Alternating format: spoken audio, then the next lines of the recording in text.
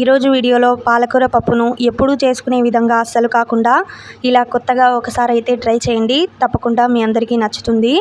కందిపప్పుని 2 గ్లాసులు తీసుకున్నాను. ఆ తర్వాత నీళ్లు వేసుకొని శుభ్రంగా కడగాలి. పెద్ద మెంతి ఆకు తీసుకున్నాను. ఈ మెంతి ఆకు ఎక్కువగా వేసుకోవడం వల్ల చేదొస్తుంది అని అనుకుంటారు, కానీ ఏం చేదు రాదు. చాలా అంటే చాలా రుచిగా ఉంటుంది ఈ మెంతి ఆకు వేయడం వల్ల. అలాగే ఒక కట్ట కొత్తిమీర కూడా తీసుకున్నాను. ఇలా చిన్నగా కట్ చేసుకొని వేసుకోవాలి. అలాగే పప్పుకి సరిపడా పచ్చిమిరపకాయలు కూడా వేసుకుంటున్నాను. ఈ పచ్చిమిరపకాయలు కొంచెం కారం ఎక్కువ ఉన్నాయి, అందుకే కొన్ని తక్కువ వేసుకుంటున్నాను. అలాగే ఒక వెల్లుల్లిగడ్డ కూడా పొట్టు తీసి వేసుకుంటున్నాను. పాలకూర 2 కట్టలు తీసుకున్నాను. 2 కట్టలకి 2 గ్లాసుల కందిపప్పు అయితే వేసుకున్నాను. పాలకూరని ఇలా చిన్నగా కట్ చేసుకొని శుభ్రంగా కడిగి ఉప్పు వేసి కడగాలి. పాలకూరని కడిగేటప్పుడు ఉప్పు వేసి ఒక 3 సార్లు కడిగి వేసుకుంటున్నాను. కొంచెం కరివేపాకు కూడా తీసుకుంటున్నాను. ఒక సగం టీ స్పూన్ పసుపు కూడా వేసుకుంటున్నాను.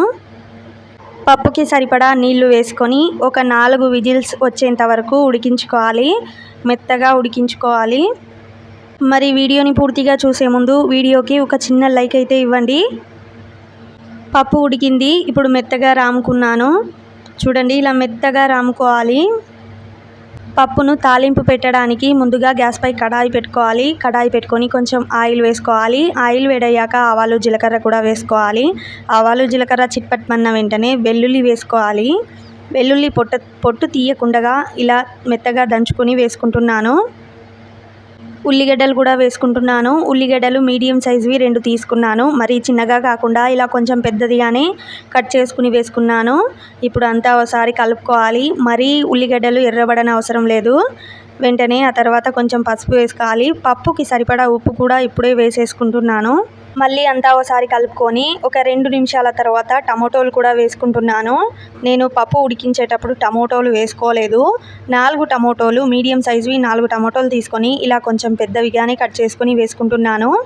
ఈ టమోటోలు మొత్తం పూర్తిగా మగ్గేదాకా మూత పెట్టుకొని మగ్గించుకోవాలి. ఇప్పుడు మూత తీసి చూద్దాం. అంతా ఒకసారి కలుపుకోవాలి. టమోటోలు అయితే ఇంకా మెత్తబడలేదు. మళ్ళీ అంతా ఒకసారి కలుపుకొని మూత పెట్టి ఇంకో 2 నిమిషాల పాటు మగ్గించుకోవాలి. ఇప్పుడు కొంచెం కరివేపాకు కూడా వేసుకోవాలి. వేసుకొని అంతా ఒకసారి కలుపుకోవాలి. టమోటోలు ఇప్పుడు మెత్తబడ్డాయి. పప్పుని రామి పక్కన పెట్టుకున్నాం కదా, ఆ పప్పుని ఈ కడాయిలోకి వేసేసుకోవాలి. అంతా వేసుకొని కలుపుకోవాలి. ఇప్పుడు నీళ్లు ఎంత కావాలో అంత వేసుకోవాలి. నేనైతే మరీ నీళ్ళగా చేయడం లేదు పప్పు. ఇలా కొన్ని నీళ్ళు అయితే వేసుకున్నాను. వేసుకొని అంతా కలుపుకోవాలి.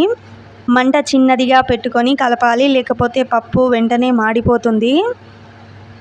ఈ పప్పు చాలా అంటే చాలా రుచిగా ఉంటుంది, కాబట్టి తప్పకుండా ఒకసారి అయితే ఇలా ట్రై చేయండి. ఈ పప్పు వేసిన తర్వాత ఒక 2 నిమిషాల పాటు మూత పెట్టుకొని మగ్గించుకుంటే సరిపోతుంది. చూడండి, చాలా అంటే చాలా బాగుంది. తప్పకుండా మీరు కూడా ఒకసారి అయితే ట్రై చేయండి. మరి ఇలాంటి ఇంకెన్నో మంచి మంచి వీడియోల కోసం మన ఛానల్ని అయితే ఇప్పుడే సబ్స్క్రైబ్ చేసేయండి. మరి